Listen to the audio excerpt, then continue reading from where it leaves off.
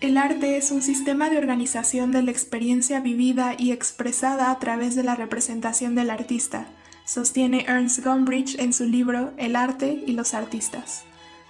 En este videoensayo exploraremos cómo esta afirmación puede manifestarse en el trabajo de María Blanchard, destacada representante del cubismo español del siglo XX, con un enfoque particular en la representación de la maternidad en sus obras pictóricas.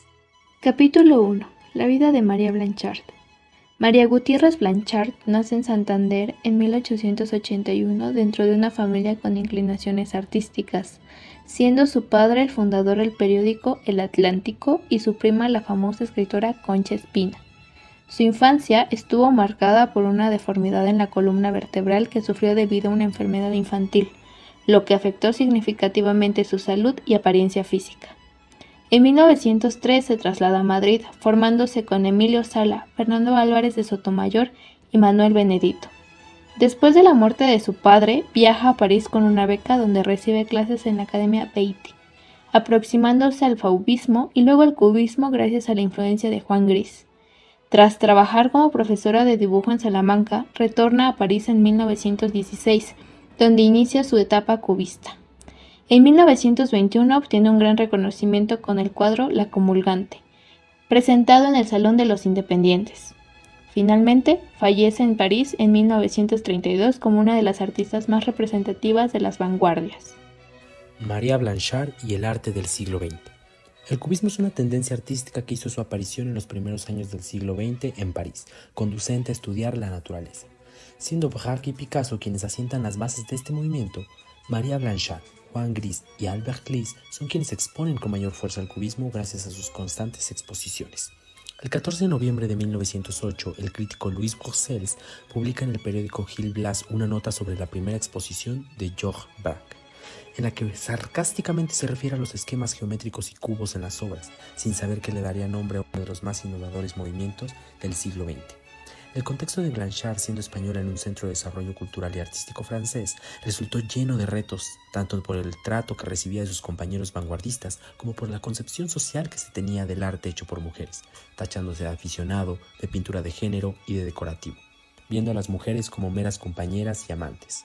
Aún con todo esto en contra, Blanchard es conocida como la Gran Dama del Cubismo, título recibido gracias al coraje y dedicación de su trabajo, ganándose con ello el respeto de todos sus contemporáneos.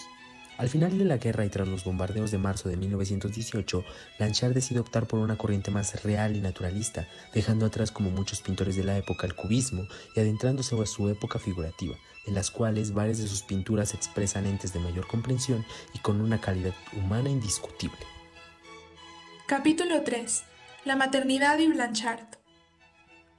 En sintonía con Cristina Palomar, concebiremos la maternidad no como un hecho natural, sino como una construcción cultural propia de un grupo social específico y de una época definida en su historia. Esta construcción se compone de discursos y prácticas sociales que conforman un imaginario complejo y que, como señala Cirlot en su diccionario de símbolos, se ha constituido como un tema iconográfico tradicional con sentido simbólico, por la relación madre-naturaleza, tanto en su forma profana como en la sagrada. Como ocurre con la mayoría de los elementos simbólicos, la maternidad ha hallado espacios de representación en las diversas manifestaciones artísticas, incluyendo, por supuesto, a la pintura. La plástica de Blanchard entre 1916 y 1919 se desarrolla dentro de lo que Christopher Green llamó cubismo de cristal, es decir, aquel que partía de una emoción, sensación o imagen del artista. En pinturas como Mujer con abanico, Mujer sentada y El niño jugando con aro, ya se vislumbran el cuerpo femenino, la feminidad y la infancia como fuentes de inspiración. Posteriormente, en 1920, el cuadro figurativo La Comulgante supuso su ruptura con el cubismo. A partir de aquí, Blanchard poco a poco encuentra un estilo personal, y en la totalidad de su producción se aprecian un abanico de escenas protagonizadas por familias, niños, mujeres y sobre todo madres, estáticas, dolientes o ensimismadas, en entornos domésticos y cotidianos.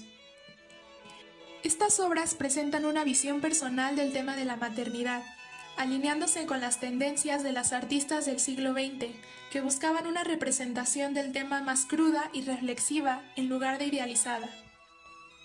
Muchos críticos y estudiosos del arte atribuyen la presencia de la maternidad en sus obras a su incapacidad para ser madre y, en palabras de su amiga María Lafitte, a su feminidad frustrada. Pero como señala Belén Atencia, no podemos afirmar que es la única explicación posible a sus elecciones artísticas sin caer en un sesgo peligroso. Sin embargo, lo cierto es que la incesante exploración del tema de la maternidad marca un sendero inconfundible a lo largo de toda su carrera, y que a través de sus innovadoras pinceladas y perspectiva única, Blanchard logra plasmar la complejidad y la belleza de la maternidad en el lienzo, revelando las múltiples capas de esta importante y trascendental experiencia.